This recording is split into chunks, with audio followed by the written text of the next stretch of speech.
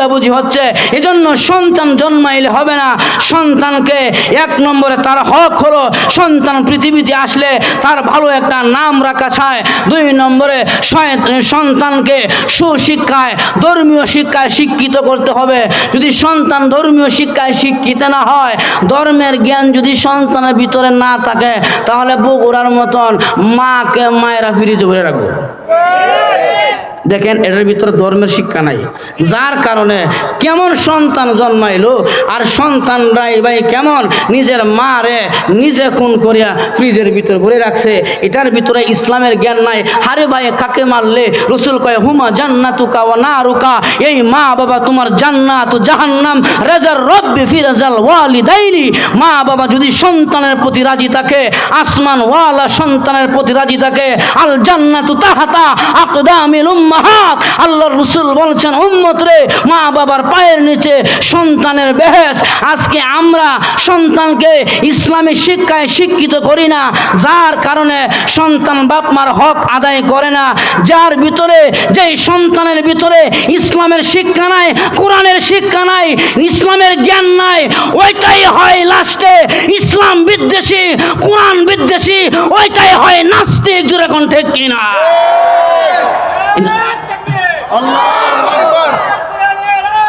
ঘরে ঘরে জানো, ঘরে ঘরে জানো, আল্লাহু আকবার।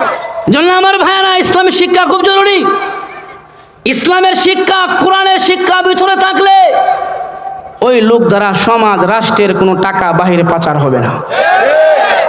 এই আওয়ামী লীগ সন্ত্রাস যে পরিমাণ টাকা আমার দেশ থেকে পাচার করেছে, যদি এদের ভিতরে কোরআনের জ্ঞান থাকতো, ইসলামের জ্ঞান থাকতো, তাহলে আমার দেশকে ফকির বানায়া অন্য দেশের মধ্যে টাকা পাচার করতে পারতো। এজন্য ইসলামের জ্ঞান লাগবে, ধর্মের জ্ঞান থাকতে হবে। আর এদের ভিতরে শুধু আছে শোষণ, শাসন নামের শোষণ করেছে।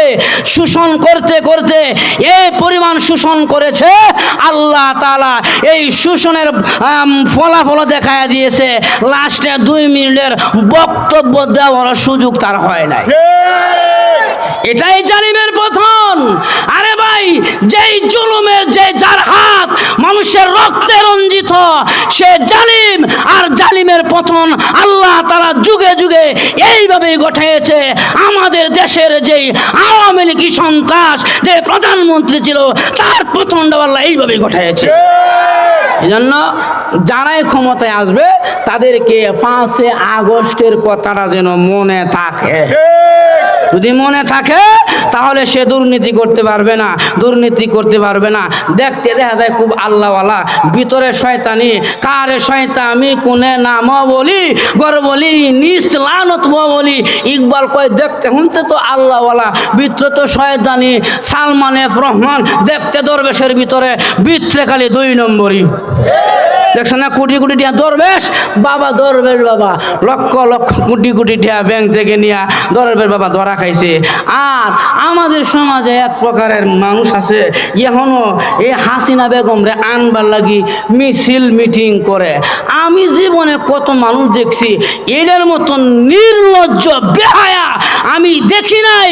কারণ যেই দেশের মানুষ তাকে এই দেশ থেকে পালায়া যেতে বাধ্য করেছে, আবার সে এই দেশে আসতে চায়, তার মতন নির্লজ্জ বেহায়া এই সমাজের মধ্যে আর কেউ হতে পারে না।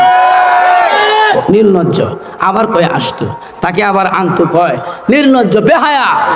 আবার আরেকজন কয় নাই, তার নাকি পদত্যাগ পত্র জমা দিছে না, জমা দিছে না। তার এনে কয়েকটা দিরিম 2 দিক দিয়ে মারে দিলে, জিনু পোকা দেখলে কইল না জমা দিছে। এত বাচ্চা গেছে ফাঁকে দেয়া ঠিক না?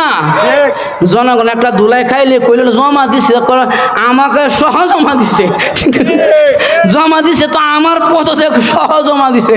এজন্য আমার ভাইয়ারা, আবার যারা তাদের মিছিল মিটিং করেন, আপনাদেরকে আমি বলতে চাই, শুনেন, যেই সন্তানকে বাবা মা ফেলে রেখে চলে যায়, অন্যত্রে গিয়ে বিয়া বসে, এই মা বাবার লাগি সুস্থ সন্তান, এই বাপ মার জন্য কাঁদবে না। কারণ মা যেহেতু সন্তানের জন্য মায়া নাই, সন্তান ডাকিয়া আরেকবারের কাছে বিয়ে বসে, আমি আবার এই মার লাগি কেমনে কাঁদি, হায় হায় রে তোমরা এমন কেমন নেত্রী বানাইলা, নিজের দলের লোকদেরকে হালায়া ভারত গিয়ে বিয়ে বইয়া পরে আবার তাদের জন্য আপনারা কথা বলেন। আপনাদের লজ্জা থাকা দরকার। এই জন্য আমার কথা হলো, এই দেশ যেই শাসন করুক তার ভিতরে নীতি থাকতে হবে, ধর্মীয় জ্ঞান থাকতে হবে। ধর্মের জ্ঞান থাকলে তাহলে সে দুর্নীতি করতে পারবে না, জুলুম অত্যাচার করতে পারবে না। আমার ভাইয়ারা, আল্লাহ রাসূল সাল্লাল্লাহু আলাইহি ওয়াসাল্লাম বলেন উম্মত বাড়াও, আমি নবী উম্মত নিয়ে গর্ব করব। তাহলে ওয়ালাল আখিরাতু খায়রুল লাকা মিনাল উলা। আল্লাহ কয় নবী গো, হাউজে কাউসার নামক কুয়াটা আমি আল্লাহ আপনাকে দিলাম, কেননা মক্কার লোক আপনারে কষ্ট দিয়েছে, গালিগালাজ দিয়েছে। 2 নম্বরে ওগুলো বেজিব আমরা খারাপ লাগতেছে, খারাপ লাগতেছে আলাদা এখন খারাপ লাগলো। আর খারাপ লাগার কথা না তো, আমি তো এই এলাকারই, সবাই তো আমরা চিনেন। আমি শরীফপুর বায়তুল জামে মসজিদের খতিব সাহেব। হে দিক দেখ মাহফিল, এই এক মাহফিল, আমি মাঝখানে, সবাই আমরা হিংসা। এ ভাই ঐক্যবদ্ধ থাকলে একটা ফায়দা আছে, ফায়দা আছে না? দেখেন কেমন ফায়দাটা। ঐক্যবদ্ধ 5 তারিখে সবাই ঐক্যবদ্ধ আছেন বিদায় হেইলা দেশের ভাগ্য দিতে বাধ্য হয়েছে। আওয়ামী লীগ এমনভাবে দেশটার মধ্যে মানুষ ঢুকাইছে, আমার ঘরের ভিতরে আওয়ামী লীগ আছে, ঘরে ঘরে ঘরে ঘরে আছে। তা আমার কথা হয়েছে সুস্থ নীতিবান ব্যক্তি হতে হবে। আবার আওয়ামী লীগের মধ্যে সবাই খারাপ না, ভালো আছে। সবাইকে ঢালাওভাবে খারাপ বলা যাবে না, ভালো আছে, নামাজি আছে, আল্লাহওয়ালা দিনদার আছে, হ্যাঁ পরেজগার আছে, সবাইকে আমি খারাপ বলি না। এই জন্য আমার ভাইয়েরা, 2 নম্বরে আমার আল্লাহ কয় নবী গো, 2 নম্বরে যে নিয়ামত আমি আল্লাহ আপনাকে দান করলাম, ওগো নবীজি, এই যে মানুষকে অন্ধকার কবরের মধ্যে রাখা হয়, কিয়ামতের ময়দানে সবাইকে যার যার জায়গা থেকে উলঙ্গ অবস্থায় হাসরের মাঠে ওঠানো হবে। আপনাকে আমাকে উলঙ্গ অবস্থায় হাসরের মাঠে ওঠানো হবে। নবী গো, আপনি কেউ আমি আল্লাহ হাসরের মাঠে আপনাকেও আপনার জায়গা থেকে আমি আল্লাহ উঠাবো। তবে নবী গো, আমি আল্লাহ আপনাকে উলঙ্গ অবস্থায় উঠাবো না। ওগো নবীজি, আমি আল্লাহ আপনাকে কবর থেকে যখন নাকি উঠাবো, জান্নাতি পোশাক পরিধান করায়া আপনার জায়গা থেকে আপনাকে উঠাবো। 2 নম্বরে ওগো নবীজি, হাসরের মাঠে সমস্ত নবীরা উম্মতেরা হেঁটে হেঁটে হাসরের মাঠে জমা হবে, কিন্তু আপনি নবীকে আমি আল্লাহ হেঁটে হেঁটে হাসরের মাঠে যেতে দেব না। আমি আল্লাহ আপনি নবীর জন্য এমন একটা সোয়ারির ব্যবস্থা করেছি, যেই সোয়ারিটা ইয়াকুত পাথর দ্বারা তৈরি করা, স্বর্ণ রূপা দ্বারা বাধাই করা, যেই সোয়ারিটা হীরা মণি মুক্তা খচিত বাধাই করা, এমন একটা সোয়ারি আমি আল্লাহ আপনার জন্য নির্ধারণ করে রাখব। ওই সোয়ারির মধ্যে আপনি বলবেন, আমার নবী কয় প্রভু গো, ওই সোয়ারির কি লাগাম হবে? আল্লাহ কয় ওই সোয়ারিটার লাগাম হবে। নবী কয় আল্লাহ ওই লাগামটাকে টেনে টেনে হাসরের মাঠে নিবে। আল্লাহ কয় নবী গো, আপনি বলেন উম্মতের মধ্যে আপনার সাহাবীর মধ্যে আপনি একজনকে নির্ধারণ করেন, যিনি আপনার হাসরের মাঠের গোড়ার লাগাম ধরে ধরে হাসরের মাঠে নিবে। আমার নবী কয় প্রভু হে, সমস্ত সাহাবীরা আমি নবীকে ভালোবাসে, আমি নবী সমস্ত সাহাবীদেরকে ভালোবাসি। আমি যদি একজনের নাম বলি, অন্য অন্য সাহাবীরা মন খারাপ করবে।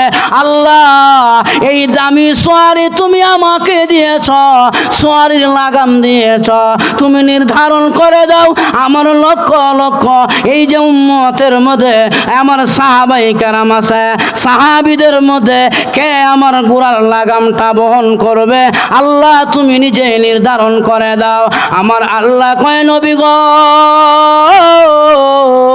আপনার সাহাবাইদের মধ্যে হাসরের মাঠে আপনার এই দামি সোয়ালের লাগাম ধরবে আপনার প্রিয় সাহাবী হযরত বেলাল হাবশী রাদিয়াল্লাহু আনহু। ওগো নবীজি, বেলাল আপনার সেই দামি ঘোড়ার লাগাম ধরে ধরে আপনাকে নিয়ে হাসরের মাঠে যাবে। শুধু তাই নয়, মক্কার লোকেরা আপনাকে গালি দিয়েছে, আপনার মনে বড় কষ্ট। আমি আল্লাহ আপনাকে সোয়ারির উপরে উঠাইয়া বেলালকে দিয়া সোয়ারে টানাইয়া হাসরের মাঠে নিব। শুধু তাই নয়, সমস্ত উম্মতেরা জান্নাতের গেটে যাবে, নবীরা জান্নাতের গেটে যাবে। আদম থেকে নিয়া ঈসা নবী পর্যন্ত সবাই জান্নাতের গেটে যাবে। জান্নাতের গেটে যাইয়া গিয়া দেখে তালা ঝুলানো আছে। আদম থেকে নিয়া সমস্ত নবীরা বলেন, রে জান্নাতের দারোয়ান, জান্নাতের গেটে তালা ঝুলানো কেন? আমরা সমস্ত নবীরা আসলাম, তালাটা খুলে দাও না, আমরা তো জান্নাতে ঢুকবো। জান্নাতের গেটের দারোয়ান ডাক দেয়া কয়, তালা বাহিরে, চাবি তো আমাদের হাতে নয়। আল্লাহর চাবি কোথায়? বলেন বিশ্ব নবী কি এখনো আসেন নাই? বলে না নবী এখনো আসেন নাই। নবী কোথায়? বলে হাসরের মাঠে। আল্লাহর নবীর হাতে চাবি দেওয়া, নবীর কাছে সংবাদ যাবে, আমার নবী দামি ঘোড়ার উপরে আরোহণ করিয়া ডান দিকে আবু বকরকে নিয়া, বাম দিকে হযরত ওমরকে নিয়া ঘোড়ার লাগাম ধরবে। আফ্রিকার কালো বেলাল ঘোড়ার লাগাম ধরে ধরে জান্নাতের গেটে আসিয়া জান্নাতের গেটের তালা খুলিয়া সমস্ত পয়গম্বরদের আগে হযরতে বেলাল আমার নবীকে নিয়া আল্লাহর জান্নাতের মেহমান হবে।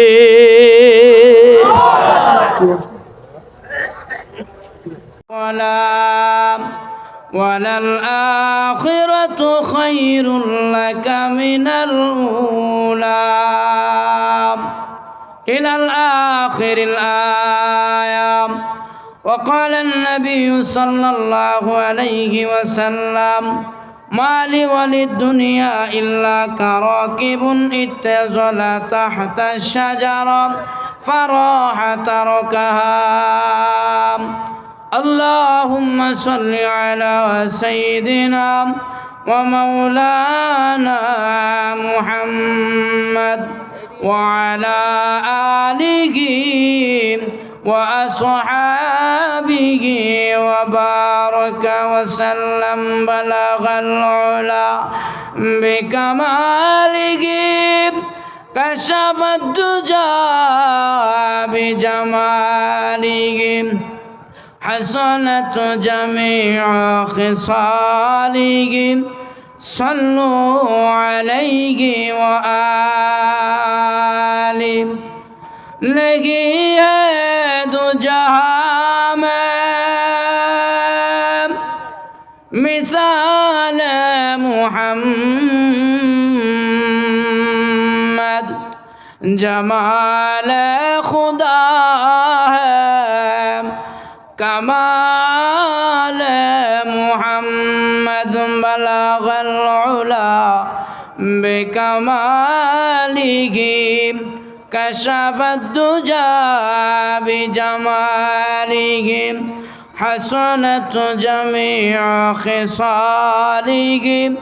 صلوا عليه وآله.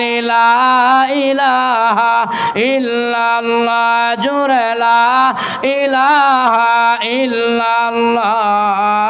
لا إله لا إله إلا الله.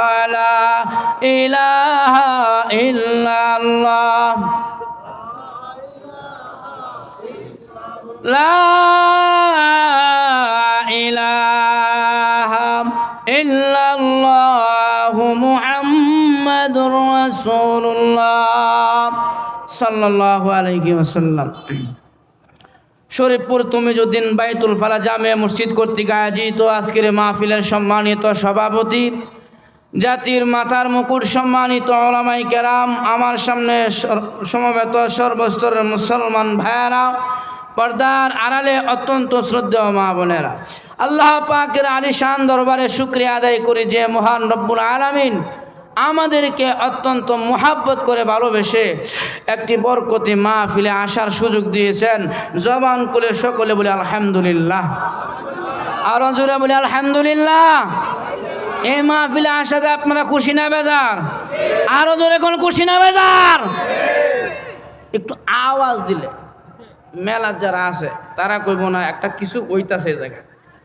আর যদি আমি ওয়াজ করি আর আপনারা করে শুনতে দেখেন আওয়াজ নাই, তাহলে গুরুস্থানের মতন হয়ে যাবো, কবরস্থান। এই জন্য আওয়াজ দিতে হবে, জোরে এখন ঠিক কিনা? ওয়াজ দুইটা, সেই জায়গায় ওয়াজ করে খালি এই জায়গাটা চা খাই নাইছি। আমার মসজিদের ডাইনে ওয়াজ, বামে ওয়াজ, মাঝখানে আমি। যাই হোক, আমার কথা হলো দিনই কথা, দিনই আলোচনা বেশি বেশি হওয়া দরকার, যেরকম ঠিক না? এই জন্য দিনই কথা, দিনই আলোচনা যেই জায়গায় হবে আমাদের ওই জায়গায় যাইতে হবে। আবার এটা কমবেল নাকি? অনেক লোক রাস্তাঘাটে দোকান পাটে বসে আছে না নাই? আর কোনো আছে না নাই? তাদেরকে জিজ্ঞাসা করা হলে, ভাই ওয়াজের প্যান্ডেলের ভিতরে কেন যাও না? তারা কয়, হুজুর বাহিরে হরণ দিছি, আমরা বাহিরে বয়ে বয়ে ওয়াজ শুনবো। এই কথা আমি বললাম, বাহিরে বসে ওয়াজ শুনলে বিপদ আছে। বলে কেমন বিপদ? এক হুজুরে মাঘমায়া শীত ওয়াজ করছি, ওয়াজ করতে যায় একটা মাছ আলা বললো, যদি কোথাও পানি না পাওয়া যায় তাহলে তায়াম্মুম করে নামাজ পড়া যায়। মাছ আলা আছে না, ওযু লাগে না, তায়াম্মুম করে নামাজ পড়লেই চলবো। তা হুজুরে তায়াম্মুমের নিয়ম বলে দিছে, ওয়ালের মধ্যে হাত মেরে, বালির মধ্যে হাত মেরে, মাটির পাতিলার মধ্যে হাত মেরে মনে করেন তায়াম্মুম করলে তায়াম্মুম হয়ে যাবে। এখন যিনি দোকানে বসে বসে চা পান করে আর ওয়াজ শুনে, সে কয়েক খেয়ালের রুগী। দোকানের আশেপাশে খেয়া কি কয় ওইটাও শুনে, আবার মোল্লা কি ওয়াজ করে সেইটাও শুনে। হঠাৎ তার কানের মধ্যে আওয়াজ গেল, উজু সারা নামাজ পড়ন যা, এই আওয়াজটা গেছে। এখন উনি বলতেছে, এই মৌলবীরা করতে আইছে, একটা ওয়াজ করছে, নামাজ পড়লে বলে উজু লাগে না, আর মাঘমায়া শীত, পানি যে ঠান্ডা, যা হুজুর যেহেতু বলছে নামাজ পড়লে উজু লাগে না, জীবনে যত নামাজ কাজা করছি সব আদায় করে ফেলবো যেহেতু উজু লাগে না নামাজ পড়লে। এখন উনি এই বুদ্ধি করিয়া বাড়িতে গেলেন, খাওয়া দাওয়া করিয়া উনি ঘুমাইয়া পড়ছে, কোনো কথা নাই। বউকে কি ব্যাপার আজকে যে আগে ভাগে ঘুমাইয়া গেলা? কথা কইস না, হুজুররা বলছে না নামাজ পড়লে উজু লাগে না, আর নামাজের মধ্যে সবচেয়ে উত্তম গুরুত্বপূর্ণ নামাজ হলো তাহাজ্জুদের নামাজ। আমি আজকে তাহাজ্জুদের নামাজ দিয়াই আমি আমার কাজা নামাজের যাত্রা শুরু করব, এই বলে ঘুমাইয়া গেছে। তো উনার ওয়াইফে সন্ধ্যাবেলা রুটি বানায় না, রুটি গরম করে দেন, এটা আপনারা কি কন? তাওয়া। এই দেখেন কুমাররা 20 টাকা 30 টাকা মাটির তাওয়া বিক্রি করে। এই মাটির তাওয়ার তলি সাদা না কালা? আরো এমন কালা, এমন কালা, এটা কালার শেষ নাই, এমন কালো। উনি রাতের 3টার সময় ঘুমাতে উঠছে, ওইটা ওই যে হুজুরে বলছে তায়াম্মুম করা লাগে মাটির পাতিলা দিয়া। তা উনার ওয়াইফে রুটি বানাইয়া মাটির পাতিলা এক ঘরের এক পাশে রাখি দিছে। উনি রাতের 3টার সময় ঘুমাতে উঠিয়া এই তাওয়ার তলির মধ্যে হাত মেরে মুখ মাসায় করছে, আবার হাত মেরে ডাইন হাত মাসায় করছে, আবার হাত মেরে বাম হাত মাসায় করছে। আচ্ছা বলেন তো দেখি তার সুরতটা কেমন হয়েছে? তাওয়ার তলি যেমন কালো, তার সুরত তেমন কালা। এখন এই কালো সুরত নিয়ে আস্তে আস্তে ঘরের দিকে রওনা হয়েছে, তাহাজ্জুদের নামাজ পড়বো। কোন কারণে উনার ওয়াইফের যে পেশাবের ব্রেক হয়েছিল, এই উনার ওয়াইফ পেশাব করার জন্যে ঘুমাতে উঠছে। ওইটা দেখে দরজার সামনে দাঁড়াইয়া হাত পাও কালো এমন প্রকারের মানুষ তো আমার বাপের জিন্দগিতে কোনোদিন দেখছি না। হায় হায় রে, শেষ রাত্রে মনে হয় আমার ঘরে ভূত ঢুকতেছে, ভূতের মতন এমন কালো দেখা যায়। ভদ্র মহিলা ভূত মনে করিয়া ঘরে একখান মুটিয়া ঝাড়ু আসিল, এই ঝাড়ুটা লইয়া ভূত মনে করিয়া এমন একটা দৌড়ানি দিছে, জামায় বউর হাতের দৌড়ানি খাইয়া পোল্টি দিয়া পড়ছে গিয়া পুকুরের মধ্যে পরে কই, বউরে চাইছিলাম না মাঘ মাসে তো উজু করতাম, তুই আমার গোসল করাই আসার। তাহলে বাইরে ওয়াজ শুনলে বউর হাতের মায়ের খাওয়ার সম্ভাবনা আছে না নাই? এজন্য আমার বাহিরে যে সমস্ত ভাইয়ারা মেলার মধ্যে বসে আছেন, মেলা তো প্রতি সপ্তাহে একদিন দুই দিন জমে এলাকার ভিতরে, কিন্তু ওয়াজ জমবে না। এজন্য যারা বাহিরে আছেন মেহরবানি করে একটু ভিতরে চলে আসেন। কর্তৃপক্ষ বড় আশা করে আপনাদের জন্য এই আয়োজনের ব্যবস্থা করেছে। আর আপনারা যারা আসতেছেন একটু সামনে আগায় বসেন ইনশাআল্লাহ। আশা করি যারা মেলাতে আছেন সবাই চলে আসবেন। আমি আপনাদের সামনে যে আয়াতে কারিমা তেলাওয়াত করেছি, এই সূরাটা নাজিল হয়েছে মক্কায়। কোন জায়গায়? আমার তেলাওয়াতকৃত সূরা নাজিল হয়েছে মক্কায়। এই সূরা যখন মক্কাতে নাজিল হয় তখন মক্কার অবস্থাটা এমন ছিল, মুসলমানের সংখ্যায় ছিল কম, বেঈমানদের সংখ্যায় ছিল বেশি। বেঈমানরা মুসলমানদেরকে কাজ করে তাদেরকে পরিপূর্ণ পারিশ্রমিক দিতেন না, তাদের উপরে জুলুম করতেন। আমাদের সমাজের মধ্যেও এক প্রকারের বড় লোক আছে, গরিবদেরকে কাজ করায়া পরিপূর্ণ ন্যায্য মূল্য দেয় না। আমাদের মনে আছে না নাই? কথা মনে লাগবে। মক্কার অবস্থাটা এমন ছিল, মুসলমানের সংখ্যায় ছিল কম, বেঈমানদের সংখ্যায় ছিল বেশি। কিন্তু আল্লাহর নবীর কালিমার দাওয়াতে মক্কার বেঈমানরা নবীর চরিত্রের মাধুর্যতার মাধ্যমে আর কালিমার দাওয়াতে ইসলামের ছায়া তলে এমনভাবে আসতে লাগলেন, প্রতিদিন মানুষ মুসলমান হইতে লাগলেন।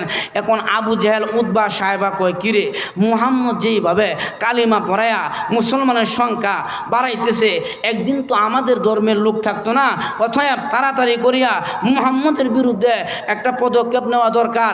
এই মুহূর্তে যদি পদক্ষেপ না নেই তাহলে তো আমাদের ধর্মের লোক থাকবে না, তার ধর্মের মানুষ বেশি হয়ে যাবে। অতএব মুহাম্মদের কালেমা যে কোনো মূল্যে হোক না কেন এটা বন্ধ করতে হবে। তাহলে বোঝা গেল ইসলামের কথা যারা বন্ধ করে এরা কোনো মুসলমানের দলের লোক নয়, ওরা হলো আবু জেহেলের দলের লোক। এখন আবু জেহেল উতবা সাহেবা আগামীকালকে দারুন নদওয়াতে মিটিং ডাকছে। এই আগামীকাল দারুন নদওয়াতে আমাদের একটা জরুরি সভা, সকলেই উপস্থিত থাকবেন, মক্কার বড় বড় লিডার সবাই আসছে। আবু জেহেল ভাষণ দিছে, আজকের আমাদের সবার বিষয়বস্তু হলো মুহাম্মদ যেইভাবে কালিমার দাওয়াত দিচ্ছে তার কালিমার দাওয়াত যে কোনো মূল্যে ঠেকাইতে হবে, আর না হলে তা আমাদের ধর্মের লোকেরা তার ধর্মে চলে যাচ্ছে। যখন নাকি এই ভাষণ দিলেন তখন নজর ইবনে হারেস, উনি হাই লেভেলের নেতা না, নিচু মাপের নেতা না, উনি নেতার উপরে ছাতা ধরে রাখে, যাকে পাতি নেতা বলা হয়। কি নেতা? এই নেতা কিন্তু খুব খারাপ। আওয়ামী লীগের বড় বড় নেতারা যত ক্ষতি না করছে, এই সমাজের অলিতে গলিতে কিছু ফাঁতি নেতা আছে, এরা সবচেয়ে সমাজের মধ্যে মানুষের উপরে অত্যাচার জুলুম করেছে। এজন্য আমি মনে করি ফাঁতি নেতা যেটাই গজায় উঠবো, এদেরকে ধরিয়া জনগণ গণধুলাই দিলে বাপের জিন্দিগি তার কোনোদিন নেতাগিরি করতো না। পাতি নেতারাই সবচেয়ে বেশি ক্ষতি করছে। তা নজর ইবনে হারেস উনি পাতি নেতা, ছাতা ধরে রাখে। উনি গিয়া কয়, আবু জেহেল লিডার, যেহেতু মুহাম্মদ কালিমার দাওয়াত দেয়, ধর্মের দাওয়াত দেয়, অতএব ধর্ম সম্পর্কে আলেমরা বেশি জানে। আপনি এক কাজ করেন, তাওরাত জাবুর ইনজিলের বড় বড় আলেম যারা আছে এদের শরণাপন্ন হন, এরা কি পরামর্শ দেন ওইটা দেখেন, তাহলে এরা একটা বুদ্ধি পরামর্শ দিলে ওইভাবে কাজ করলে আমাদের আগাইতে সহজ হবে। যখন নাকি নজর ইবনে হারেস এই কথা বললেন, এবার আবু জেহেল কয়,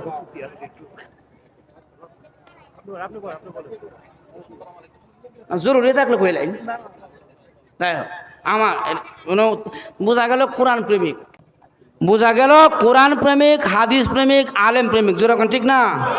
আমরা এমন অতিথি চাই, এমন নেতা সমাজে চাই, ঠিক না?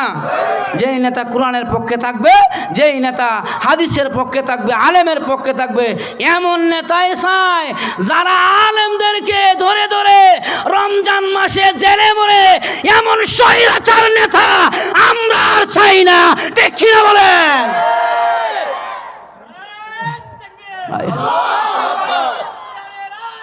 ঘরে ঘরে জানো, ঘরে ঘরে জানো, হুঁশিয়ার সাবধান, হুঁশিয়ার সাবধান, হুঁশিয়ার সাবধান।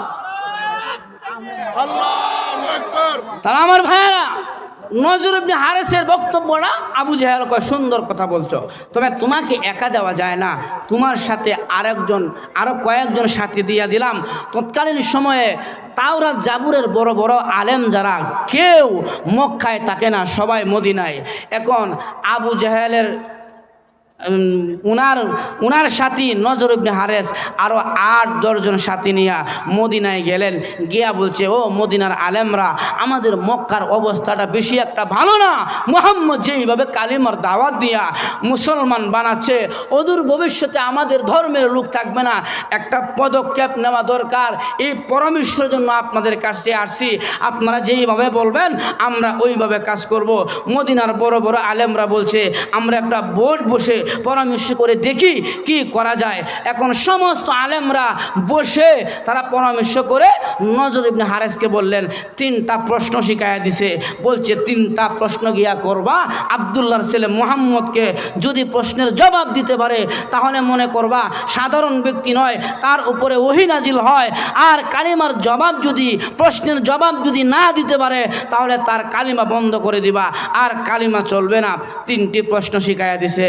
আর নজর ইবনে হারেস 3টি প্রশ্ন শিখে দৌড়ায় চলে আসছে মক্কাতে। এসে আবু জেহেলকে বলছে, 3টি প্রশ্ন মদিনার আলেমরা আমাদেরকে শিখাইয়া দিছে। আবু জেহেল কয়, এই প্রশ্ন তো শিখে আইসো, উত্তর শিখছো নি? না, উত্তর তো জানি না। আবু জেহেল কয়, দুর্গাদা, উত্তর জানতে হইব, কারণ যদি উল্টা বা আমাকে প্রশ্ন করে আর উত্তর জানা না থাকে তাহলে তো আমরা মুসিবতে পড়বো। কারণ প্রশ্ন করা সহজ কিন্তু উত্তর দেওয়া কঠিন। আমাদের সমাজে দেখবেন কিছু কিছু লোক আছে বেহুদা প্রশ্ন করে। প্রশ্ন করতে করতে এক লোক আমার কয়, হুজুর আপনি কি করেন? আমি বললাম ওয়াজ করি। কোন যদি বেলালের নানির নাম কি? আচ্ছা, কোন যদি বেলালের নানির নাম আমার মনে আছে। আমি বললাম, যেন আপনি এটা জান নাকি দরকার?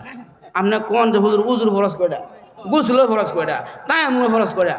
কোন না, বেলালের নানির নাম কি? তো আমি বললাম কি, হে বেড়ি লয়ে কি আপনার কোনো লেনদেনের সম্পর্ক আছে? না, তাহলে আপনি এটা কি দরকার? এমন বেহুদা প্রশ্ন করে। বেশিরভাগ প্রশ্ন করে মাদ্রাসারা গুলো আনবে। এক জানালা শিক্ষিত রাস্তা দিয়ে যাওয়ার পরে মাদ্রাসার ফুল আনা কিন্তু খুব চালাক। কই বরস, কই যে নূরের মধ্যে নাই পড়ি, কই না বললে কি বাংলা নাই, অঙ্ক নাই, ইংলিশ নাই, ভূগোল নাই, ইতিহাস নাই, এই নাই সেই নাই। এমন ছাত্র কয়, না আমাদের মাদ্রাসায় বাংলা, অঙ্ক, ইংলিশ, জেনারেল শিক্ষা এখন জারি আছে, চালু আছে, আমরা এটিও পারি। হে বেটা, কই অঙ্ক আমার কি বুঝাইবে? আমি একজন বিয়েছি, আমারও অঙ্ক বুঝাইবি? আচ্ছা কথা দিই, অঙ্ক পারলে এই পুকুরটা আমাদের কয় বালতি পানি হইব? ছাত্ররা কয় বালতি পানি হইব? ছাত্র তো মাদ্রাসা করে, কয় চাচা আপনার বালতিটা কি পরিমাণ বড়? আপনার বালতিটা কি পরিমাণ বড়? বালতি যদি পুকুরের মতন বড় হয় তাহলে 1 বালতি হবে, যদি ছোট হয় তাহলে 2 বালতি হবে। আপনার বালতি ফালতে দেন আর গনতে দেন, আমি দেখি। কারণ কোরআনের সহমতে, কোরআনের সংস্রবে যারা যায় এদের মেধা শক্তি আল্লাহ তাআলা এমনিতেই ওয়াশ করে দেয়। দেখবেন 5 মাস যদি লেখাপড়া করে মাদ্রাসা, এই 5 মাস পরে যদি ছোট বাচ্চাটা বাড়িতে যাইয়া বাড়িতে দেখবেন বাঙ্গা লাইট, বাঙ্গা চূড়া, যত তার মার আছে সব কিছু একসাথে জমা করিয়া হ্যাঁ নিজে আলাদা লাইট বানাই লইয়া ঘুরতে দেয়। এই ব্রেন করতে পাইলো যে কোরআনের সাথে সম্পর্ক। তো নজর ইবনে হারেস বলে, আবু জেহেল বলতেছে প্রশ্নের উত্তর শিখে আসো, আর আমি এই দিক দিয়ে মুহাম্মদরে গিয়া প্রশ্ন করি। এইভাবে নজর ইবনে হারেস যখন নাকি মক্কা থেকে আবার মদিনায় চলে গেল, আবু জেহেল দৌড়ায় চলে গেছে মক্কায়। আল্লাহর নবী বিশ্ব নবী রাহমাতুল লিল আলামিনের একটা অভ্যাস ছিল, উনি যখন কোথাও বসে থাকতেন, মক্কার বাইতুল্লাহর সামনে বসে থাকতেন, আল্লাহর ঘর যেখান থেকে দেখা যায় ওই জায়গার মধ্যে বসে থাকতেন।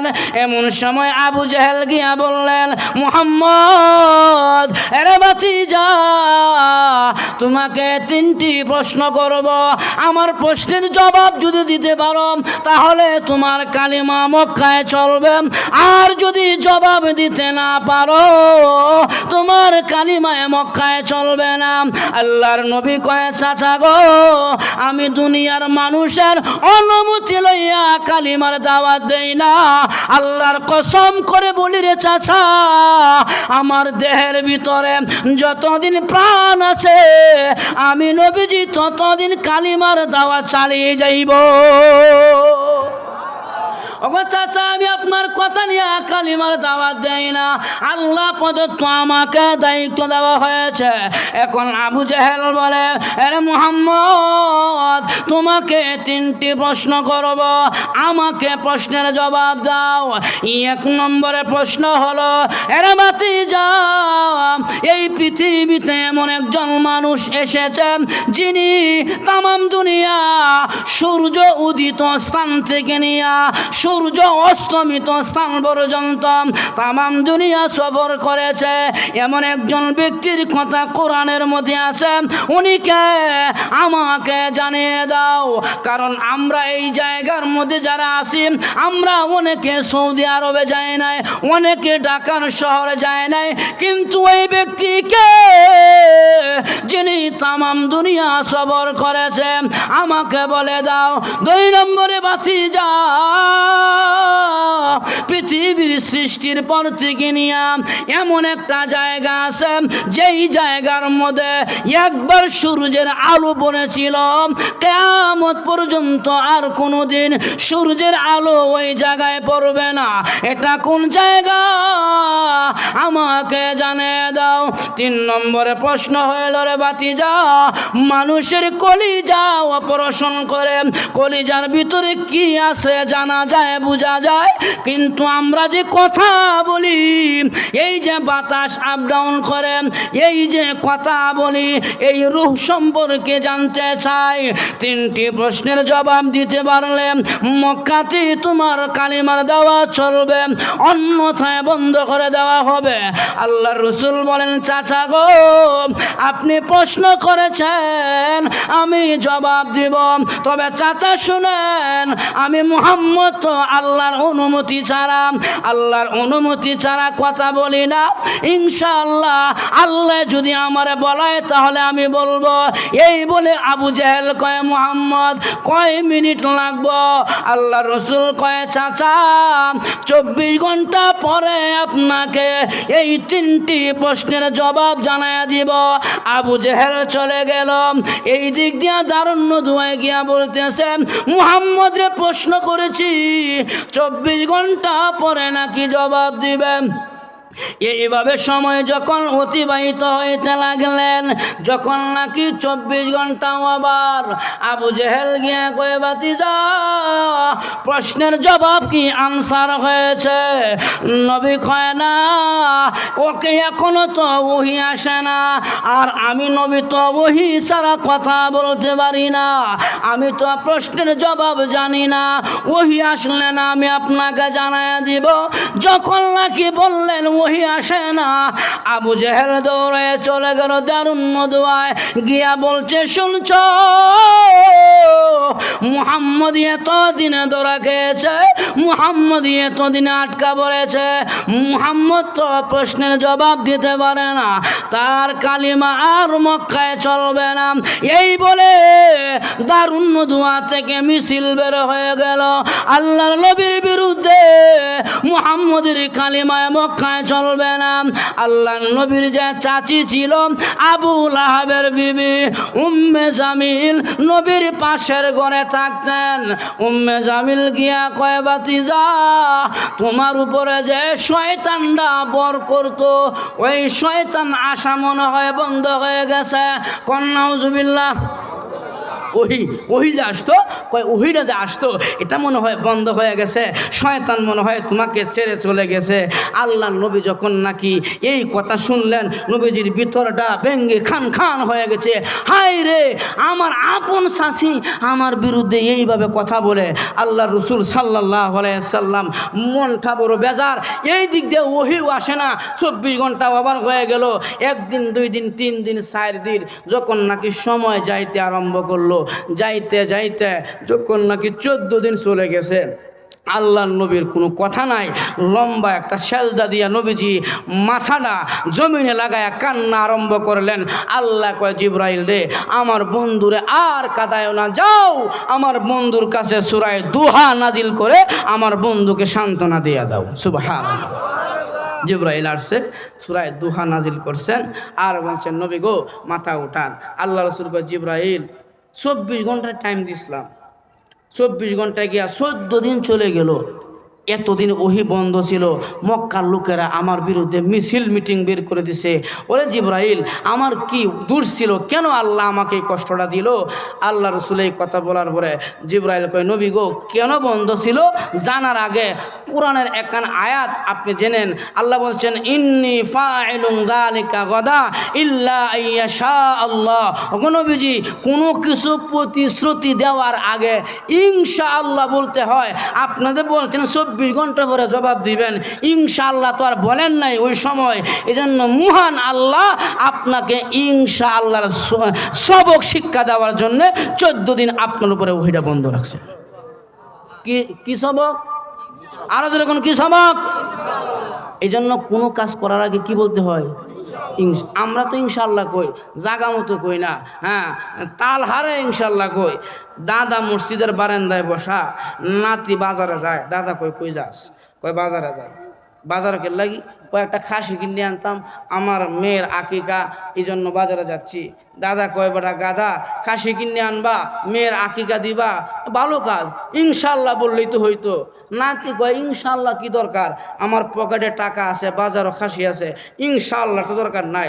দাদা কয়, দেখ রে, কোনো কাজ করতে গেলে ইনশাআল্লাহ বলা পয়গম্বরের সুন্নত, ওয়াদা করলে ইনশাআল্লাহ বলা নবীর সুন্নত, ইনশাআল্লাহ বললে কাজের মধ্যে বরকত হয়। যাক, তোর পকেটে টাকা আছে আর বাজারে খাসি আছে, ইনশাআল্লাহ বললে না, তোর ব্যাপার, আমি আমার কথাটা বললাম। যখন নাকি নাতি বাজারে চলে গেল, এখন মাগরিবের পরে এশার আগটামে দাদা মসজিদের বারান্দায় বসে বসে তসবিহ জপতেছে। নাতি চেহারাটা কালো করিয়া আসতেছে। এখন দাদা কই, কিরে খাসি কই? এখন নাতি কয়, ইনশাআল্লাহ টাকা চুরি নিয়ে গেছে। এখন কয়, ইনশাআল্লাহ বাড়িতে যাই। দাদা কয়, দুর্গা দার গাদা, এখন ইনশাআল্লাহ কাজ করে। ইনশাআল্লাহ তো বলতেছিলে প্রথমে, ইনশাআল্লাহ একটা কাশি কিনবার লাগে, বাজারে যাচ্ছি, ইনশাআল্লাহ আগামীকালকে এই কাজটা করব, ইনশাআল্লাহ হ্যাঁ এই কাজটা হলে ইনশাআল্লাহ আল্লাহ চাহে তো এই কাজটা হবে। এজন্য কোনো প্রতিশ্রুতি দিলে, ওয়াদা দিলে কি বলতে হয়? আরো যখন কি বলতে হয়? ইনশাআল্লাহ। আল্লাহ রাসূল কয়, জিবরাইল ইনশাআল্লাহ আমি বললাম না, কিন্তু আল্লাহ 14 দিন কেন লাগে ওহি বন্ধ রাখছে, সাথে সাথে তো বলে দিতে পারতো। জিবরাইল কয়, নবী গো, একটা জিনিস যদি আপনি কষ্ট করে অর্জন করেন এটার মনে থাকে বেশি, আর যদি কষ্ট ছাড়া অর্জন করেন তাহলে মূল্যায়ন থাকে না। এই 14 দিন ওহি বন্ধ রাইখা মহান আল্লাহ তাআলা হ্যাঁ এটাকে গুরুত্ব দিয়েছে, যাতে আপনার উম্মতেরা এই সবকটা না ভুলে। এজন্য কোনো কাজ করার আগে কি বলবেন? ইনশাআল্লাহ। এরপরে আমার আল্লাহ রাসূল বলেন, যেহেতু আমি ইনশাআল্লাহ বলি নাই, আমার আল্লাহ আমাকে ইনশাআল্লাহর সবক শিক্ষা দেওয়ার জন্য 14 দিন ওহি বন্ধ রাখলেন। জিবরাইল রে, মক্কার লোকেরা আমি নবীর বিরুদ্ধে মিছিল করেছে, আমি নবীজিকে গালিগালাজ করেছে। জিবরাইল কয়, নবী গো, এই জন্য তো মহান আল্লাহ রাব্বুল আলামিন সূরা দুহা নাজিল করে আপনি নবীকে সান্ত্বনা দেয়। আমার আল্লাহ বলেন, ওয়াদ-দুহা ওয়াল-লাইলি ইযা ইযা সাজা ওয়াদ-দুহা, আলোকিত সূর্যের কসম। ইশরাকের সময় যে সূর্যটা পূর্ব দিগন্ত থেকে উদিত হয় এটাকে বলা হয় দুহা, আলোকিত সূর্যের কসম। ওয়াল-লাইলি ইযা সাজা, গভীর রাতের কসম, গভীর রজনীর কসম। মা ওয়াদ্দাকা রব্বুকা ওয়া মা ক্বালা। ওগো নবীজি, আবু লাহাবের বিবি উম্মে জামিল সে নাকি বলেছে আল্লাহ আপনাকে ছেড়ে চলে গেছে, আল্লাহ আপনাকে ছেড়ে দিয়েছে। মা ওয়াদ্দাকা রব্বুকা ওয়া মা ক্বালা, আমার আল্লাহ আপনাকে ছেড়েও যায় না, আপনাকে ছেড়েও দেয় না। তবে নবী গো, মক্কার লোকেরা যেহেতু আপনি নবীকে কষ্ট দিয়েছে, এই জন্য আমার আল্লাহ কয় ওয়ালাল আখিরাতু খায়রুল লাকা মিনাল উলা। ওগো নবীজি, মক্কার লোকেরা কষ্ট দিয়েছে, আপনাকে গালিগালাজ করেছে, এই জন্য আমার আল্লাহ আপনাকে পরকালের কিছু নিয়ামত দিলেন, কিছু নিয়ামত দান করলেন, যেই নিয়ামতগুলো আদম থেকে নিয়ে ঈসা নবী পর্যন্ত কোন পয়গম্বরে আমার আল্লাহ দেয় না, একমাত্র আপনি নবীকে দিয়েছে। এমন নিয়ামত আল্লাহ দিয়েছেন, আল্লাহ কয় ওয়ালাল আখিরাতু খায়রুল লাকা মিনাল উলা, দুনিয়ার চাইতে আখিরাতের নিয়ামত দিয়া আপনাকে পরিপূর্ণ করেছেন। নিয়ামতগুলোর মধ্যে এক নম্বর নিয়ামত হলো ওগো নবীজি, আল্লাহ আপনাকে পরকালে হাউজে কাউসার নামক নিয়ামত দিয়েছে, যে নিয়ামত আদম থেকে ঈসা পর্যন্ত কোন নবীকে দেয় নাই। আল্লাহ খলিলুল্লাহ বানিয়েছেন, হাউজে কাউসার দেয় নাই। মুসা কালিমুল্লাহ বানিয়েছেন, হাউজে কাউসার দেয় নাই। আদম সফিউল্লাহ বানিয়েছেন, হাউজে কাউসার দেয় নাই। ঈসা রুহুল্লাহ বানিয়েছেন, হাউজে কাউসার দেয় নাই। যেহেতু মক্কার লোকেরা আপনি নবীকে কষ্ট দিয়েছে, এই জন্য আমি আল্লাহ আপনাকে হাউজে কাউসার দিলাম। ও মুসলমান ভাইরা, হাউজে কাউসার কি? আল্লাহর রাসূল বলেন খায়রে কাসীর, একটি বরকতি কুয়ার নাম হাউজে কাউসার। আল্লাহর রাসূল বলেন এই হাউজে কাউসারের পানি এত দামি, এত দামি, কোন বান্দা যদি হাউজে কাউসারের পানি একবার পান করে, আল্লাহর রাসূল বলেন 50,000 বছর সূর্যের নিচে দাঁড়ায় থাকবে, তথাপি পানির পিপাসা লাগবে না।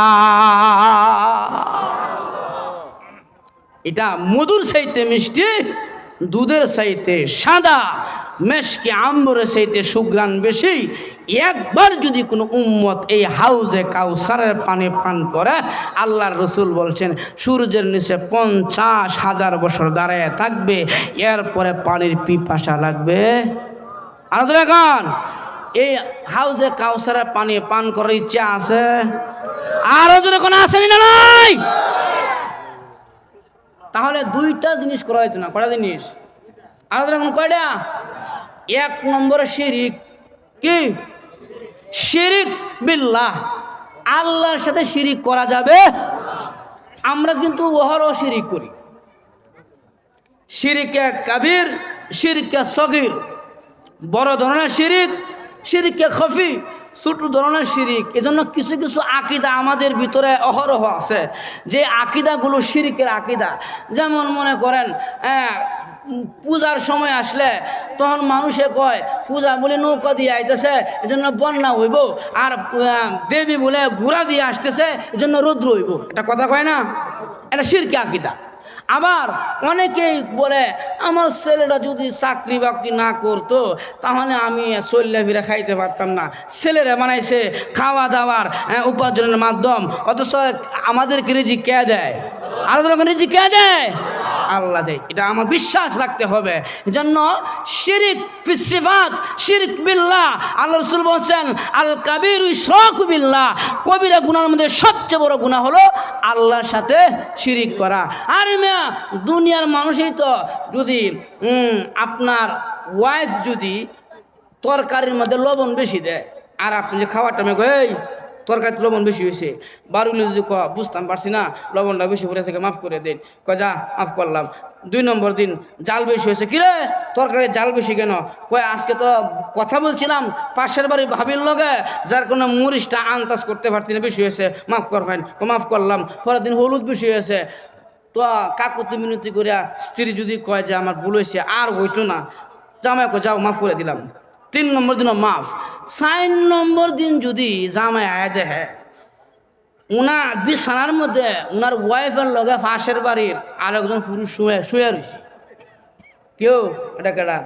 কয় বুঝতাম পারছি না, সেই বাড়ি বেটা আমরা শুয়ে উঠছে, মাফ করে দেন। মাফ করবো জামাই? চুলের মুড়িরা দৌড়া সাইডটা মুড়া দেয়া কবে তোরা তালাক, তোর মারা তারা তোর 2 গোষ্ঠী তালাক। কেন লাগি? বউয়ের সাথে আরেকজন বেড়া শুয়ে থাকুক, আরেকজন পুরুষের সাথে কথা বলুক, এটা স্বামী পছন্দ করে না। আল্লাহ কয় বান্দা সব কিছু আমি আল্লাহ দেই, ইন্নাল্লাহ আলা কুল্লি শাইইন কাদির, সমস্ত কিছুর শক্তির অধিকারী, সব কিছুর মালিক আমি আল্লাহ। আমি আল্লাহকে ছাড়া যারা অন্যের গায়রুল্লাহর সাহায্য নেয় তখন আমি আল্লাহর কাছে বড় খারাপ লাগে। এজন্য হাউজে কাউসারে পানি পান করতে গেলে 1 নম্বরে শিরক করা যাবে, আর যখন শিরক করা যাবে 2 নম্বরে বেদাত করা যাবে না। কি করা যাবে না? বেদাত। বেদাত কারে কয়? আমি সহজে বুঝাই। 7 দিন মরলে 7 দিনে দিনে খাওয়ানি লাগবো, 3 দিনে দিনে খাওয়াইতে হবে, 40 দিনের মধ্যে অনুষ্ঠান করতেই হবে। 41 হলে হবে না, 39 হইব না, এটাকে বলা হয় বেদাত। 40ই করতে হইব, এটাকে বলা হয় বেদাত। 7 দিনে দিনে করতে হইব, এটাকে বলা হয় বেদাত। 3 দিনে দিনে করতেই হবে, 4 নম্বর দিন হলে হবে না, এটাকে বলা হয় বেদাত। রসুল কয় বেদাত করা যাবে না, শিরিক করা যাবে না।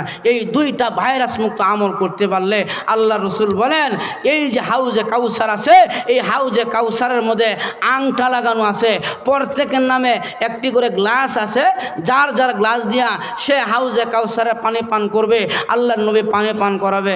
এখন বলতে পারেন হুজুর কি পরিমাণ গ্লাস আছে আর কি পরিমাণ উম্মতে পানি পান করব, জানা দরকার। এরকম আছে না নাই? আল্লাহ রসুল কয় আমাকে আল্লাহ তাআলা সমস্ত উম্মতের সংখ্যা দেখায়া দিছে, আদম থেকে নিয়া ঈসা নবী পর্যন্ত। রসুল বলেন একদিন ফজরের নামাজের পরে মুসল্লিদের দিকে চেহারা ঘুরায় কয়, মুসল্লিরা ও সাহাবীরা, আজকে আমি স্বপ্নে দেখেছি আল্লাহ আদম থেকে নিয়া সমস্ত নবীদের সাথে আমাকে সাক্ষাৎ করা দিয়েছে। হ্যাঁ, কোনো নবী 30 জন, কোনো নবী 10 জন, কোনো নবী 5 জন, এইভাবে আসতে আসতে এমনও নবী আমি রসুলের সাথে সাক্ষাৎ করছে সিঙ্গেল একা। আমি বললাম আপনার উম্মত কোথায়? আমি সারা জিন্দেগি দাওয়াত দিছি, কেউ আমার মুয়াফেক নাই, সব মুখালে হয়ে গেছে গা, কেউ আমার কালিমা মানে নাই, সে একাই রসুলের সাথে সাক্ষাৎ করছে। হঠাৎ করে আল্লাহ নবী তাকায় দেখে একজন নবী এতগুলো উম্মত নিয়ে আসতেছে, যে উম্মতের পায়ের ধুলাবালির কারণে আসমান অন্ধকার হয়ে গেছে।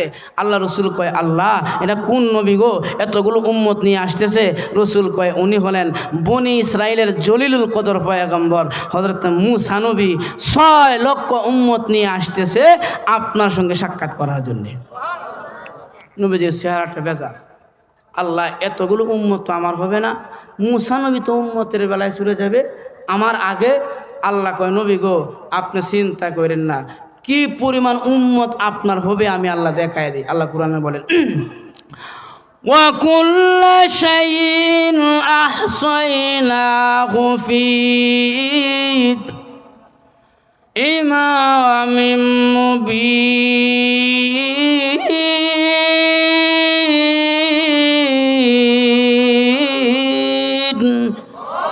ইমামিম মুবিন আইফি কিতাবিম মুবিন। ও নবীজি আপনি নবীর কি পরিমাণ উম্মত হবে আমি আল্লাহ লৌহে মাহফুজের বোর্ডের মধ্যে কিতাব আকারে লিখে দিয়েছি।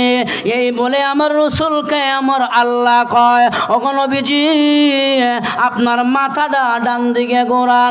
নবীজি মাথা ডান দিকে ঘোরাইলেন, তাকায় দেখে এত পরিমাণ উম্মত, উম্মতের বীরের কারণে কারণে ডান দিকের আসমান দেখা যায় না। আমার আল্লাহ কয় নবী গো মাথা বাম দিকে ঘোরান, বাম দিকে ঘোরাইলেন।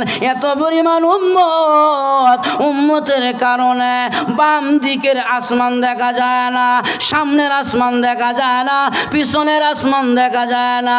আমার আল্লাহ কয় নবী গো কি পরিমাণ উম্মত আপনি দেখেছেন? আল্লাহর রাসূল কয় প্রভু হে এত পরিমাণ উম্মত দুনিয়ার কোনো কম্পিউটার ধরবে না, ক্যালকুলেটর ধরবে না।